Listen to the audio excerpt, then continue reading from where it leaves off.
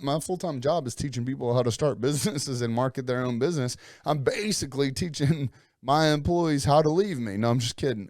But realistically, like, that's in the back of my head, is because everything that I'm doing, they have an opportunity to grow out of the organization if they want.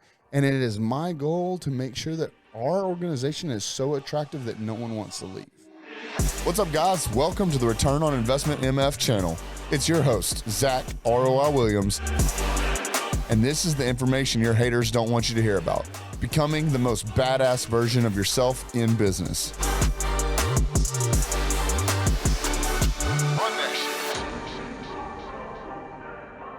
What's going on, guys? It's Zack ROI Williams here with another episode of Return on Investment MF channel. So today we're going to be talking about what traits I look for when hiring someone.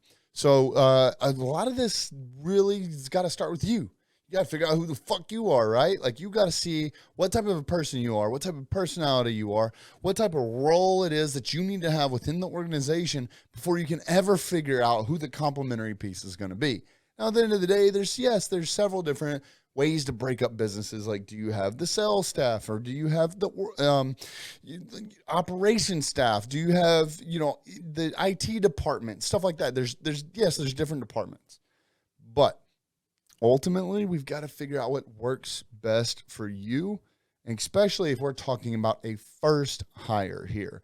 There's a lot of different ways this can go, but again, the first part is figuring out who the fuck you are.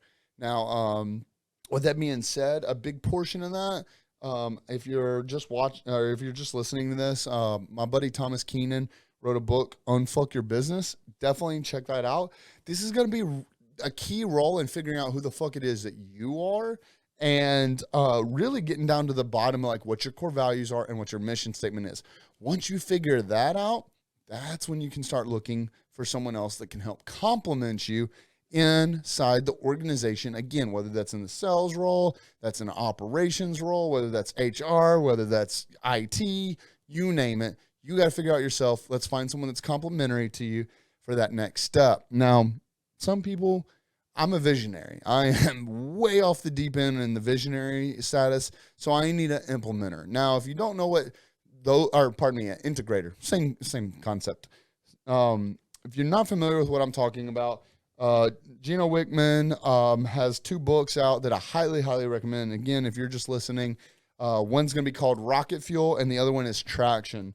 These are going to really help you figure out the different roles that you need within an organization. Now, when I say help you figure it out, as you read this book, do the fucking work as they tell you. Start writing down the things that they tell you to write down. Start researching the things that they tell you to research. Start thinking and making lists when they tell you to think and make lists. You really want to start coming up with an ideal candidate for who your next hire is. It doesn't matter if you don't need anyone right now. And another goal, or another point, and I learned this, man, I don't know what I would do without, my Apex crew. I learned so much through them at all the meetups, but one of the big things is hire for where you're going, not where you are. Believe me, I've made this mistake more than once, unfortunately, and hired people based on where we were. The issue with hiring people with where you are in your current position, whether that be revenue, whether that be scalability, you name it, is you're only going to stay there. You've got to be able to have the room to grow and have the room to scale. At that point, that is when you really get the option to be able to pull yourself out of the organization and start operating more as a founder, a CEO and founder, instead of working in your business. Now, I wasted a couple of months when I was trying to replace myself with the organization. I still haven't done that yet. I haven't found that perfect candidate yet. At least we haven't moved forward up at the time of this recording. But I spent several months trying to replace myself with a visionary just like myself. And at the end of the day, after, again, a couple of months of us going back and forth and meeting after meeting, they ended up politely and respectfully declining the position of CEO for ROI marketing firm And, you know, I was kind of butthurt over it for a second, and not butthurt at them, just butthurt with the concept of like, man, they were going to be so perfect for this position. So I thought. And after, you know, hanging out with Thomas, going, you know, to one of the Apex Live events, perfectly enough, it was on exactly, you know, the issue that I was going through at hand, which was, you know, replacing myself or hiring, you know, an integrator, and when to. And it clicked that I ended up going back to that person and letting them know, like, bro, no harm, no foul. Like, you know, and the kind of eyebrow got raised, right? Like, well, why would you say that? You know, why would you thank me or just, you know, be so cool with me turning you down? And the concept was because I was trying to hire you because you were exactly like me. But I would have told me no too. So who am I to be upset that you told me no when the whole point of me trying to hire you was because you were so much like me? And if me would have told me no, can't be mad. So the visionary. If you are a visionary, you should be looking for an integrator. Now, for those of you who are not aware of what an integrator is, it's pretty much someone that can consume your dream and, you know, take on that workload of knowing what needs to be done to be able to make that dream come to reality. And they do the fucking work and make sure they don't physically do the work, but they make sure that the work gets done. It's a very key role. That's something very important to take into consideration when hiring someone, is knowing what that type of role requires as far as the visionary and integrator, you know, duo is made up, what their makeup is, how their brain works, how they think, because you need to be able to know that they can take this information that you're giving them and actually make it come to life. Now, again, we're going to move past some of this technical stuff and move on to like actual characteristics, or what are things we do and don't like. Again, going back to what I said at the beginning, you've got to know who you are first. You need to know what your core values are and what your mission is. Once you know who you are, you can then find someone else to bring into your organization that runs parallel with those same core values and that same mission. You do not want to have someone on the team that does not fit your core values and does not see your mission, because otherwise they are going to pull everything down or hold you back. So I need you to get very, very, very, very sure of who it is you are and where it is you'd like to go. And then more importantly, or equally as important, is how you want to get there. Believe me, there's a fucking right and a fucking wrong way to quote unquote win. You can get the same results with two different paths, one be right and one be wrong. And you want to make sure that the person that you're pulling on side of you is there to do it the right way. Because ultimately what you want to be able to do is build an organization that has such good foundational stance that doesn't require you to have to be there to make sure that you get the end objective completed. Now, with that being said, bro, I gotta fucking like you to have you on my team. I gotta be able to hang out with you. I gotta be able to sit there and talk with you and know that we can have like a really good conversation, fun, lighthearted. I need to hire someone that is someone that I want to be around. And I don't care if you're a technical piece of it or if you're more on the fun, you know, more sexy appeal of like sales and marketing and things of that nature. My fractional CTO, I have a blast with him.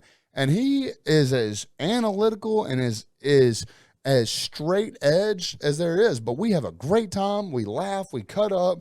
We're homies. We have a good time. That's what I need to have, someone that's willing to have a good time.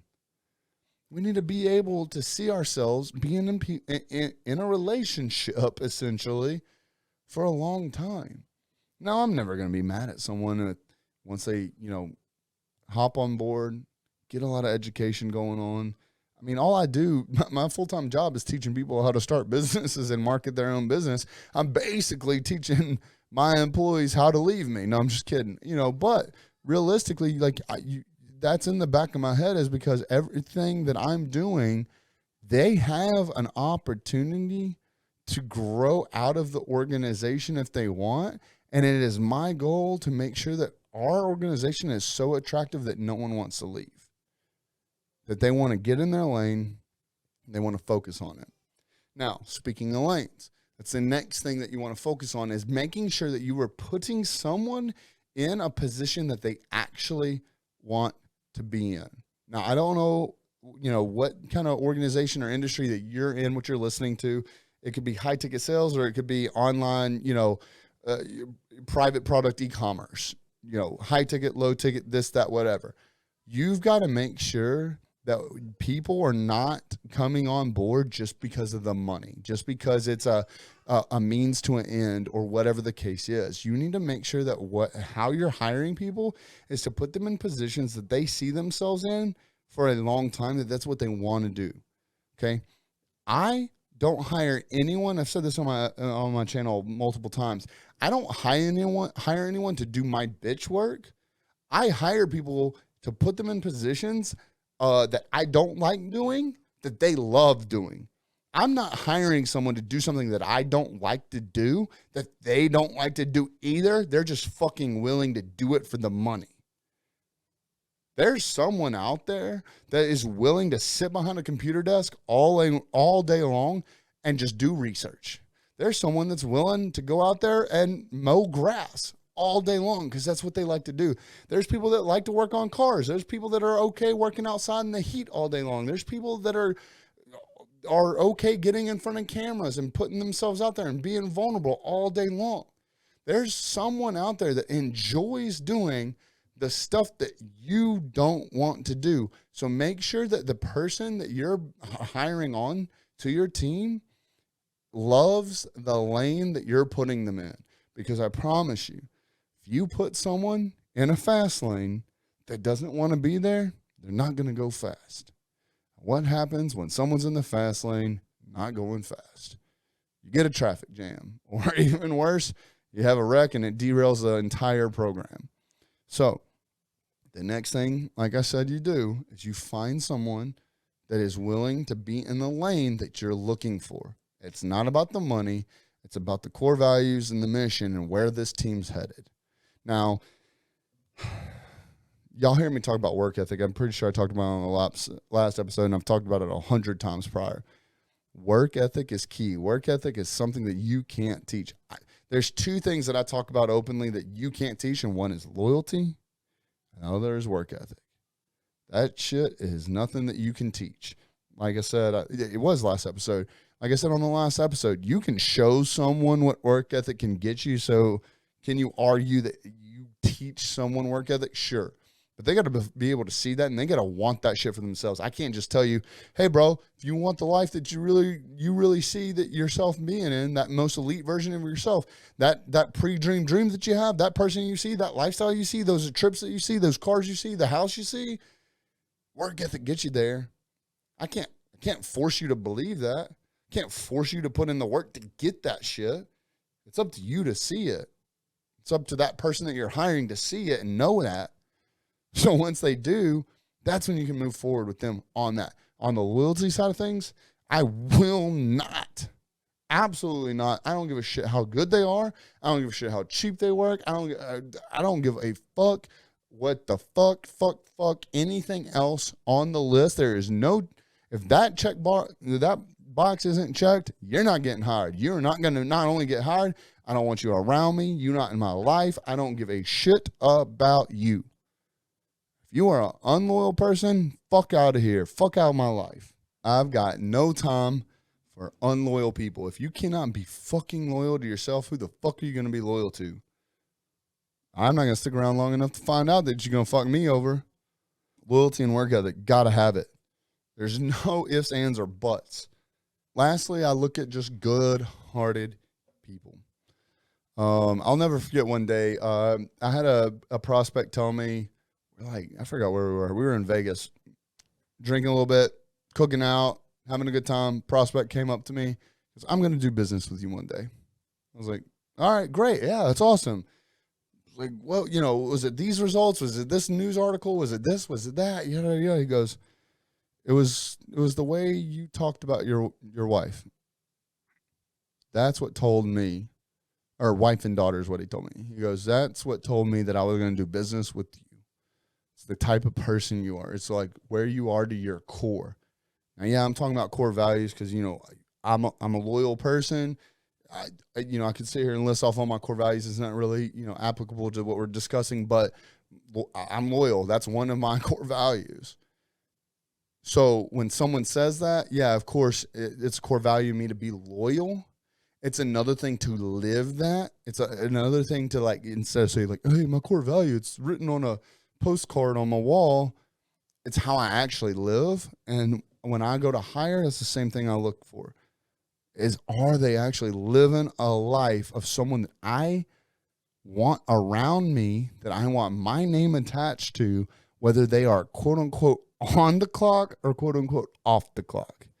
So I don't give a shit who you are. If you're putting yourself out there as an entrepreneur, a business owner, CEO, founder, this, that, whatever, president, well, all these titles, when they see one of your employees out doing something, they're going to look at that as a reflection on you, because how your employees are acting or how your employees are is a direct reflection of who you are as a leader. So I'm not going to bring anyone on board that is not someone to their core, their personal core, that lives, walks, talks, acts on clock as they are off clock. I mean, many of you guys know my right-hand man, shout out Jay Bird, head of sales, a business owner or business partners in another company. That dude's as loyal and as fucking solid as they get. He's the epitome. If you look at him, if you look at his life, if you look at the growth he's had, if you look at the foundation that not only he's built for himself, but myself as a, you know, personal friend and a business partner and a, you know, employee, CEO role. If you look at his life, that's the type of motherfucker that I look for. And they're not easy to come by, but you best believe when you see one, you better fucking snatch them up, figure out a way to make it work, because that is someone that you hire for the future, not where you're at. Not only is that someone you hire for the future, that's someone that's going to actually help you get there. So I guess that's a good point to bring up too, is you got to know where you're going. Sometimes, you know, a lot of people think that they're just going to hire an employee that's going to help tell them. They got this magic roadmap that's sitting in their back pocket. As soon as I hire them, like, they're just going to whip this bitch out and fucking be like, all right, I know you're the owner, but I'm going to tell you how to run your own organization. It's not going to happen. But you can hire someone that's willing to go through the unknown, that's willing to write the fucking roadmap for other people, that's willing to go through the suck sometimes and not really know where the next move is. Now, let me back you up. Now, you obviously don't want fucking all your employees thinking that you don't know where the fuck you're going. I'm just saying, if that situation arises, you need to know that your crew ain't fucking leaving you. They're not going to leave you stranded. They're not going to leave you high and dry. They got your fucking back, and they know that you are a strong enough leader that no matter what, even if shit does go wrong, that you are going to pull them through it. They got to know that. So you got to find people that are going to be that loyal to you. Now, I'm not saying that you can't earn their loyalty once you see characteristics that shows that they're a loyal person. If you're hiring someone that you don't know from Adam, they're not going to be that loyal to you off the jump. You've got to teach them that, but you can see characteristics in their personality that are going to make them be that type of person for you once you prove yourself to them. Man, this is good. I don't think I've actually verbally said like what it is that I look at when I hire people. I talk a lot about Jay Bird, and some of my other employees and contractors and VAs. I talk very proudly of my team, that I would not be where I am today without my team. And I talk a lot about putting people in the right lane. I say that all the time. At the end of the day, could I do everything in my own organization? Yes. That's the type of leader I am. Now, I'm not saying that you, depending on what type of organization you're running, I'm not saying you have to. Some of the people that I look up to the most are running organizations that there's several positions in that organization that they can't fulfill. I'm just saying that where we are and the type of organization that I run, I can do it all. However, I'm not saying I'm the best fit for that piece of the puzzle. So that's why we hire people that are that fit, and that we do put them in a lane that they actually care about going in, because I'm the type of person, obviously there's some rules and regulations and standard operating procedures and this and that. But once I put someone in a lane, I'm going to let them fucking go, dog. I'm going to let them do their thing, because if I, as the owner or hiring manager or whatever you are, if I, as the owner, think that I'm really good at what I do, and hiring people is one of those things, when I hire the quote unquote right person and I'm the best at hiring people, then that means when I put them in that position that they are the best at that position. So who am I going to tell them how to fucking do what they got to do? I'm going to put them in their lane and I'm going to let them do their thing. Now, I, as a leader, am the type of person that I do not want excuses. I do not want problems. You come to me with solutions. With that being said, you will never, in my organization, you will never get in trouble for seeing a problem, finding a solution to it, moving forward with that solution, and that solution failing. I would rather you fix the problem and me not ever have to even know that it was a problem or worry about it, obviously within reason, and maybe it messes up here and there, then you coming to me telling me, hey, so-and-so's not working, this is a problem, this, that, whatever. And I don't want that issue. Now, with that being said too, you can come to me and say, hey, so-and-so's not working, this isn't working, this, that, whatever, here's a problem, yada, yada, yada. But this is how I think we should handle it, or these are the two best options that I've come up with. Which would you like to move forward with? And I will give you my answer. But if I put you in a position of power and I've given you those decision-making opportunities, and you go out there and you, with your whole heart, believe that you are making the correct decision for a solution to a problem, you will not get in trouble in this organization. My people know that. So guess what? My fucking phone don't ring a whole lot. But I've got to make sure that the people that I'm hiring are decision-making people that are confident enough in what they do and the freedom that they have within the organization to make those decisions and not be worried about big bad boss is going to come down and, get on to me, reprimand me, or whatever the case might be.